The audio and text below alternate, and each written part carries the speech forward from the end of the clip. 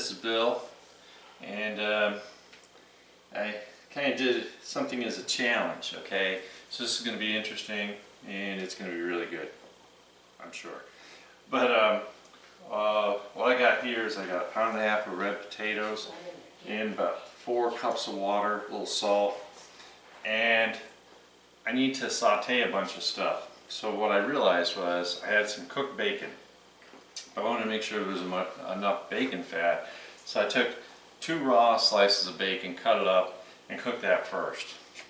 Now I've got the cooked bacon, and this is going to give up a little bit more grease too, so I'm adding that because we want about 1/4 pound of bacon altogether. And get that going here. And if you want to cook the step of cooking the bacon for, the 2 slices of raw bacon first and just have all cooked bacon in here, that's fine. I'm just challenging myself to make a really good hearty soup. This is actually more like a chowda, but it's going to be really good. Everything's getting to temperature.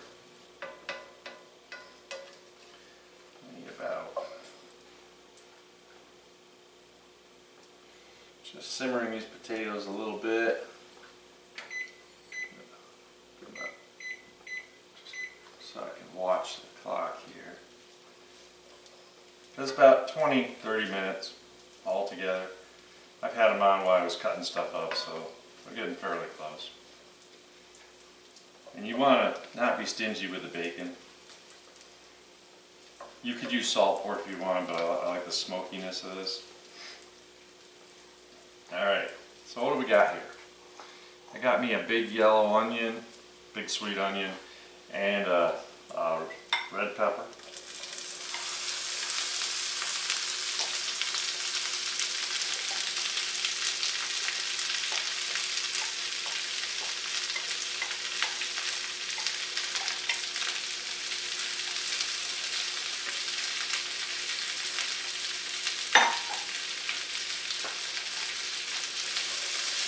Turn that down a little bit.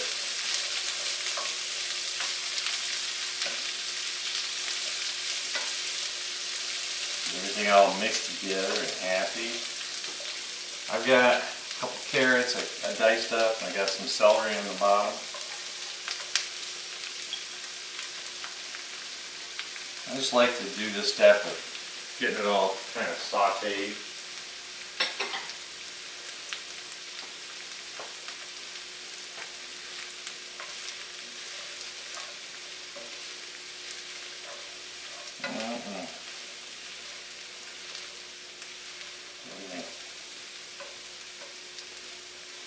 Get everything nice and coated in some grease.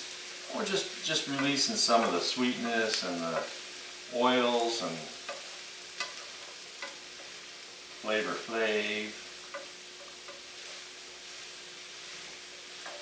It's just really going to be happy.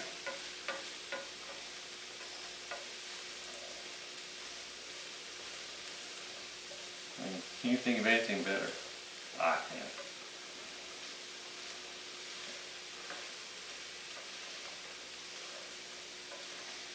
We're getting everything kind of moving around in here.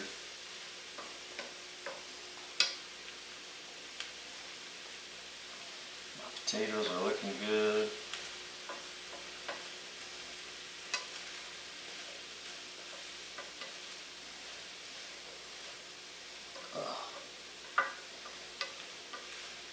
So when you do the potatoes, cut them up in the size that you want to eat in soup. I use the little red potatoes. Real easy to cut instead of a pound and a half. And we want to be pretty precise about the water because we're going to heat that as part of the chowder because we want that starchiness.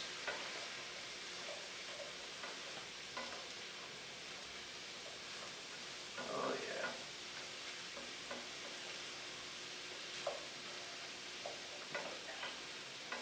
Let's get real happy in this pan. Can't wait when we mix the two together and make it really good. And like I said, the bacon makes all the difference in the world. You know, I've eaten a lot of packaged bacon in my life and nothing really wrong with it. But when you get it from the market fresh, I'll tell you, it'll just make you happy. Unless you don't like bacon, then you try that, but what am I doing this for?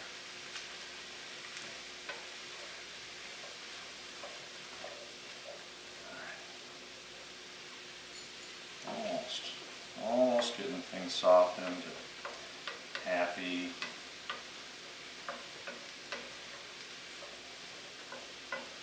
Carrots are such an important part because of that sweetness they have. I just love them. I can smell it like you wouldn't believe.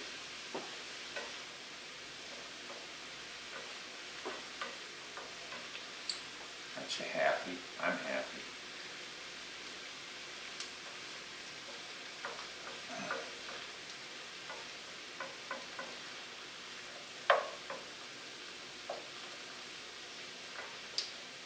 Just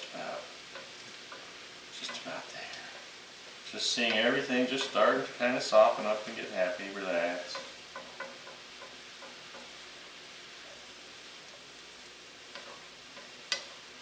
You kind of feel the difference when you're just dragging your spatula through, you know. Celery's getting good.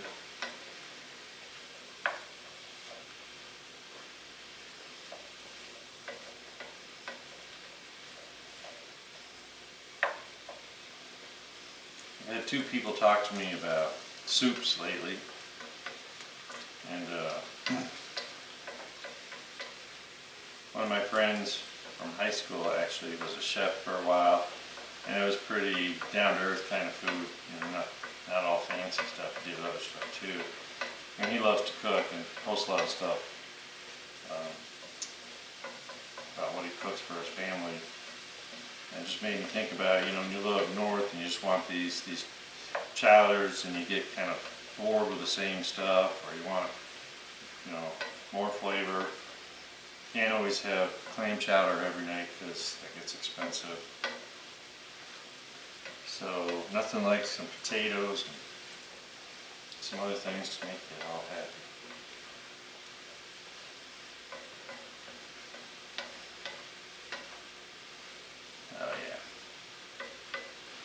Turn this off for a minute. Just let it kind of get happy.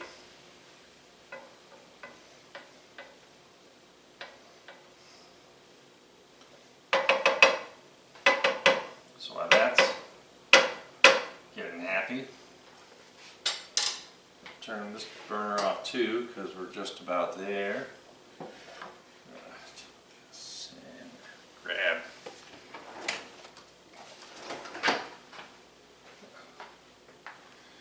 onto a hot pad. Let it sit out of the way to cool.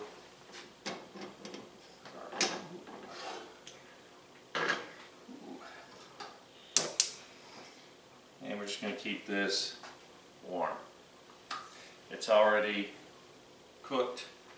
Probably 2 minutes left, but trust me, there's enough heat in there to keep it going. So now I need to experiment with that burr my knee, and you know, 3 tablespoons of flour, 3 tablespoons of room temperature butter, and make sure. It's always funny. It's like cutting pie crust, you know. Never done that. I used to have a special cutter just for that purpose. Before that, we used to just take like 2 forks, and that's a pain.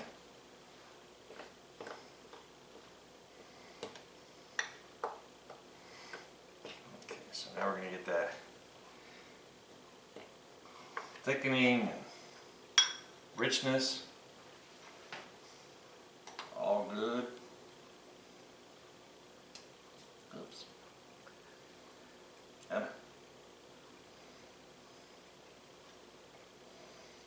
that fork in there, that's going to melt off there real quick.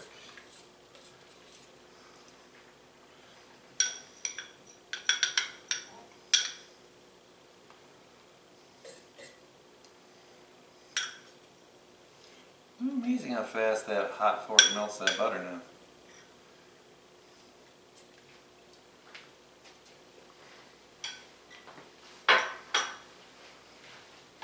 So, now we're just going to stir this around.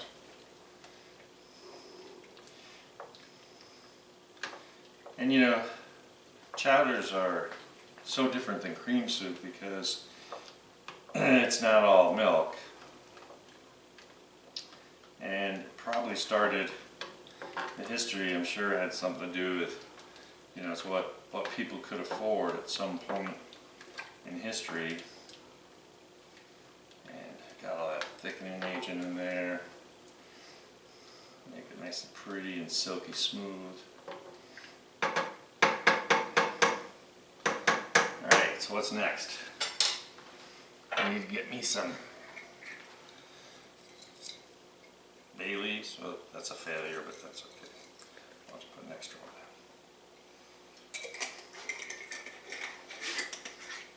in. Don't want to let this get too hot. I got some smoked paprika because I really think that adds a lot of good flavor. Yeah, perfect timing.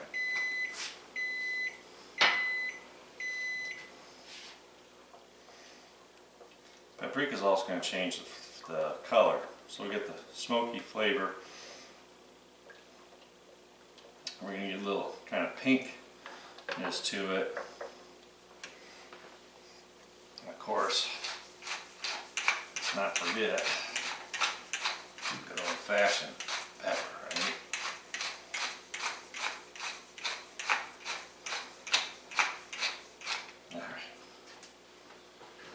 Arm got tired too quick on that one.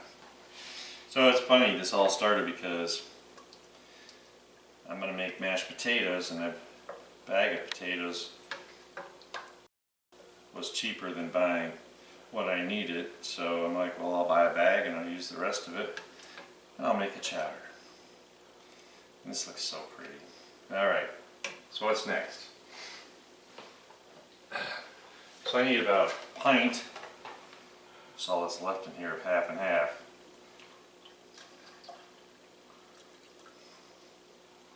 Because remember, we got all that other stuff we're going to pour in here. So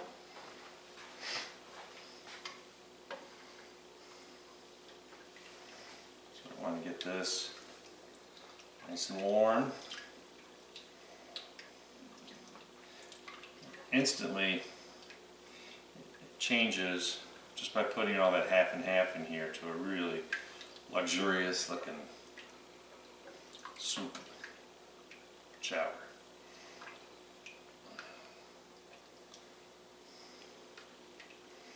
I'm going to maximize that thickening agent and get that half and half all mixed in and tempered.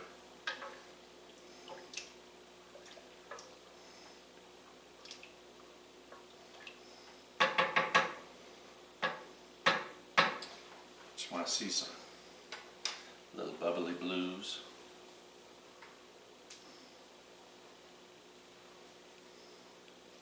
This will be really good. I'm pretty excited about it.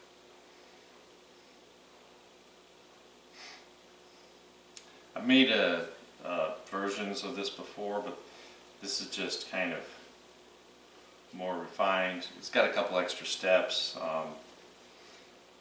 because I always feel like there's an easy way to make things and a hard way to make things.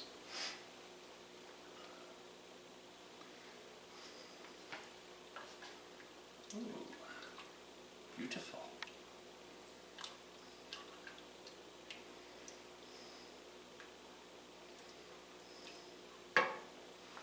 You see the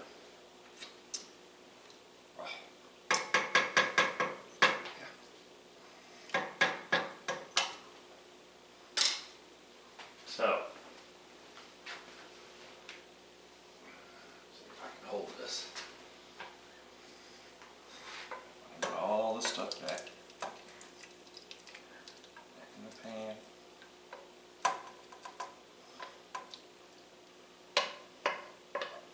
mix this all together.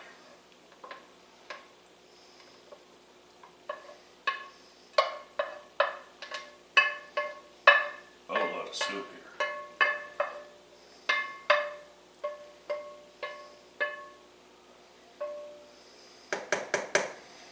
So I always feel like when you're working with soups like this, chowders, whatever you want to call it, that they're almost like stews. You really want them to be hearty. Ugh. Yeah. Doesn't get much better, right? Well, yes it can. So what I wanted to do this time, one of the extra steps, is I got a couple cans of northern beans I want to put in here because I really think we can add some extra oomph to it.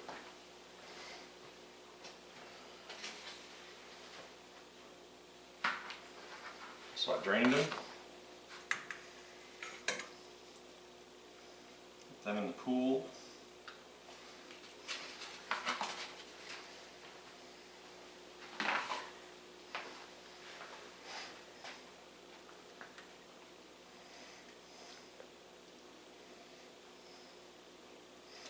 Bring it all to a boil. And I know I've got enough thickener in here. If it's a little too thick, or too much stuff in here, you can always add a little water, maybe a cup of water. I don't think so.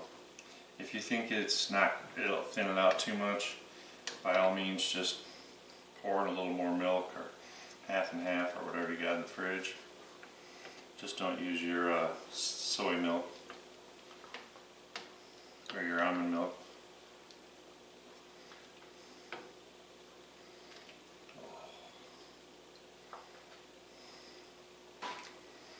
I want to get this nice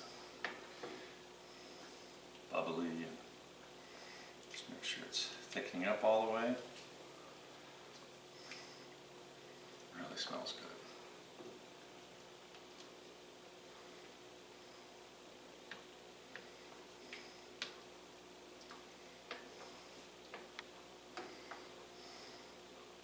I had an interesting question yesterday.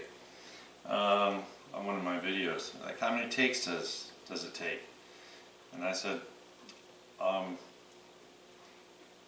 just let it run, because I think that's more realistic. If I totally screwed something up, probably just wouldn't show that video. But you can't.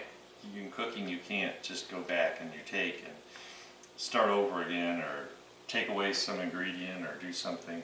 So I have forgotten to mention some ingredient, and what I usually will do is then just make sure it's in the recipe. That's why I tell people always check the recipe. Or maybe I'll have an optional ingredient I put in. But and yes, I do eat everything that gets cooked. Too cheap. This is a low budget, right? Alright, now that bay leaf is nice and soft. It's all got thickened up. My arms get too tired. So let's see if it passes the test. Look at that. Oh, silky. Flavor. Oh. That's good. It's really good. Wow. Outdid myself. Now it's just boiling. So before we say we're done, I'm going to grab a bag of frozen corn that I let thaw a little bit, because I want this to real quick. I want there to be enough heat in the liquid so that the if there's any frozen to the corn, it won't drop the temperature. And this literally takes, and it was pretty thawed, so it was refrigerator temperature, not freezer temperature.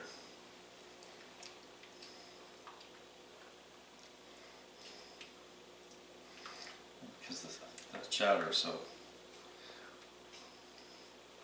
hot, I mean the corn's just like already, and you know I don't want to turn anything into a puree, you know, like the potatoes. I want everything to have texture of some sort. So what I usually recommend is the first night I eat it, I heat it up, the whole thing, and after that I dish it into bowls and use that awful microwave. But just sitting in the refrigerator for a day really helps get all those flavors, and that first time you heat it up really finishes it all together. Oh, I hope you're jealous. I am. And I'm eating it. Alright, let's see what we got here.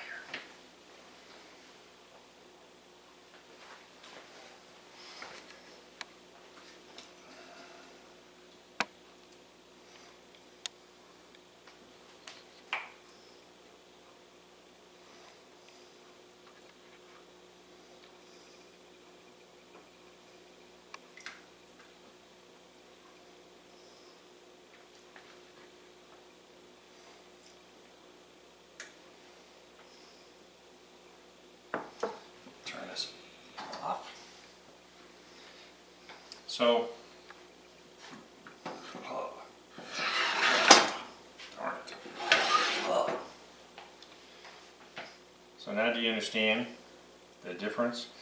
This is a chowder. Like I said, it's almost like a stew, except for everything's a little smaller. And all the color. I just love the color in it. And like always, I hate to admit, but this makes me drool. It's embarrassing, but if you could smell this, trust me, if you could taste it, you would just be utterly amazed. I mean, this is the real deal.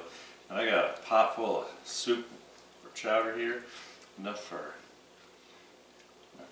me for dinner for a week. I can take some for lunch. I could probably take it in little containers and stand in the break room and sell it, you know, $50 a bowl because it's that good. But anyway, like I always say, I wanted to show you something a little different. I'm a little backed up on editing, so I'll get some videos, more videos out there. But in the meantime, appreciate it.